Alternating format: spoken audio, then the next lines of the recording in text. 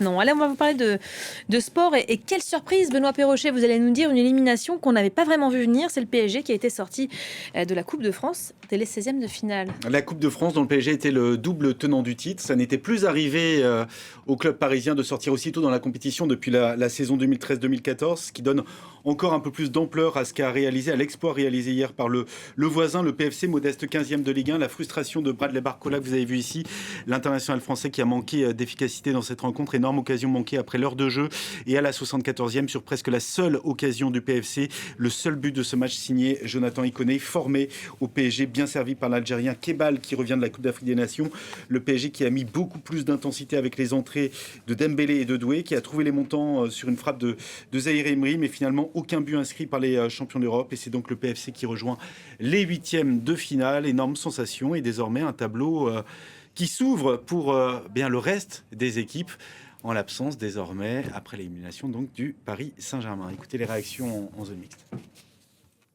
On est super content parce qu'on a bien abordé le match et on a su bien défendre et mettre le but qu'il fallait pour gagner ce match. Et maintenant, on regarde de l'avant et j'espère que ça va nous rebooster pour le championnat aussi. Bien sûr que le fait qu'il n'y a plus le PSG dans cette compétition, ça va être un peu plus ouvert parce que sinon, on sait très bien que c'était les favoris dans toutes les compétitions de toute façon. Mais bon, maintenant, il y a l'OM qui joue demain, il y a Lyon, il y a Monaco. Voilà, mais il y a un peu plus de chances que sans le PSG qu'avec le PSG, ça c'est sûr. Avant, on a eu des occasions, on n'a pas réussi à finir. Que là, on se prend une claque. Mais on va rebondir sur ça, on va repartir de plus belle. Voilà, et puis autre sensation hier, c'est le départ de Xabi Alonso de son poste d'entraîneur au Real Madrid.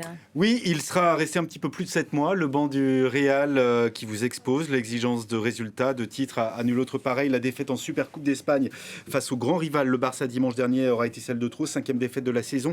Et pourtant, le Real est 2e du championnat, 4 points du club catalan. Bien parti pour se qualifier pour les 8e de finale de la Ligue des Champions. Mais les résultats et surtout le niveau collectif affiché par le géant madrilène sont globalement jugés insuffisants dans la capitale espagnole où 2 défaites de rang peuvent avoir la tête d'un entraîneur. Ça faisait partie de ses objectifs affichés lors de sa signature. Xabi Alonso avait annoncé un projet collectif ambitieux, reconstruire une grande équipe et ramener le géant espagnol vers les sommets du foot mondial. Les avis sont partagés, vous allez les entendre du côté des supporters. Alors je pense que Xabi n'a pas réussi à fédérer le vestiaire autour de lui. Je pense que son système de jeu ne fit pas avec les joueurs, avec l'effectif qu'il a. Et qu'aujourd'hui c'est toujours poussif. On n'arrive pas à trouver un schéma de jeu, on n'arrive pas à avoir une équipe type et on n'arrive pas à avoir des remplaçants type. Soit l'effectif est trop grand, soit les égos sont trop grands, soit le mode de jeu de Xabi Alonso ne convient pas au Real Madrid. Ça a été un excellent entraîneur pour l'équipe jusqu'à présent. Il a beaucoup apporté au club, donc je ne comprends pas pourquoi. Je pense qu'il doit y avoir quelque chose entre lui et le club, quelque chose d'interne au club, car je ne vois pas d'autres raisons qui pourraient expliquer cette décision. Allez, des réactions, il y en a évidemment du côté des joueurs, notamment celle de Kylian Mbappé. Elle était évidemment attendue, l'un des seuls à surnager au sein de cette équipe. 29 buts en 25 rencontres. Il a réagi, l'international français. Merci pour ta confiance depuis le premier jour. Je me souviendrai de toi comme un entraîneur aux idées claires. Pas encore de réaction publique en revanche du côté de Vinicius, de Bellingham ou encore de Massantuono, même s'ils ont peut-être choisi la voie privée pour le faire. Et des tensions en interne, c'est la raison qui émerge aujourd'hui pour expliquer ce limogeage. Oui, Xabi Alonso qui se sera comme son prédécesseur, Carlo Ancelotti, heurté au mur des égos, confronté à de très très fortes personnalités au sein de ce vestiaire, illustré par cette scène après la défaite face au Barça dimanche. Selon plusieurs médias espagnols, c'est pas la scène que je voulais voir, mais les joueurs du Real Madrid qui auraient refusé de faire une aide d'honneur aux joueurs catalans. On peut voir Kylian Mbappé agacé, faisant de grands gestes avec ses mains, et ce alors que Xabi Alonso semblait demander à ses joueurs de se regrouper pour saluer les Catalans. C'est pas le meilleur moyen de montrer la confiance que vous avez en votre entraîneur. Le Real Madrid qui a rapidement voulu étouffer la polémique. Selon le club, la fédération aurait demandé aux joueurs du Real de s'écarter du champ des caméras pour laisser donc les joueurs catalans, les joueurs du Barça célébrer leur titre.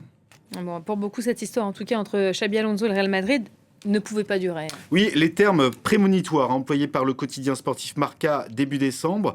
Xabi Alonso tombera tôt ou tard, mais l'échec sera davantage celui du Real Madrid que le sien parce que le problème va persister et ce n'est autre qu'un vestiaire vicié et installé dans le confort. Il faut rappeler que Xabi Alonso n'était pas le choix numéro 1 du président du Real, Florentino Pérez, mais celui du directeur sportif, et de nombreux observateurs du club estiment que les résultats actuels sont aussi et surtout de la responsabilité des dirigeants qui ont bâti un effectif déséquilibré sans remplacer des joueurs extrêmement importants comme Toni Kroos ou encore Luka Modric.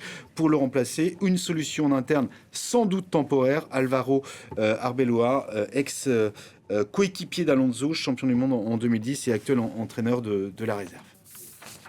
Merci beaucoup, Benoît Perrochet. On va continuer à vous parler de sport. Un exploit sportif, c'est un breton, ça va vous plaire, je suis sûre. On va regarder l'image peut-être.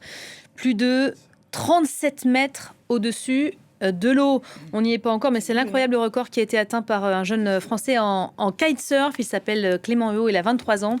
Il s'est offert un saut spectaculaire pendant le passage de la dernière tempête dans le Finistère. Goretti, son saut a duré 13 secondes. Voilà, on a les images. Un petit commentaire peut-être. C'est peut-être Flore Simon qui ferait ça dans le week-end. Non, pas vraiment. Évidemment, beaucoup plus haut et plus longtemps. Oui, évidemment. Les abdos pour... Benoît Perrochet, merci. Merci.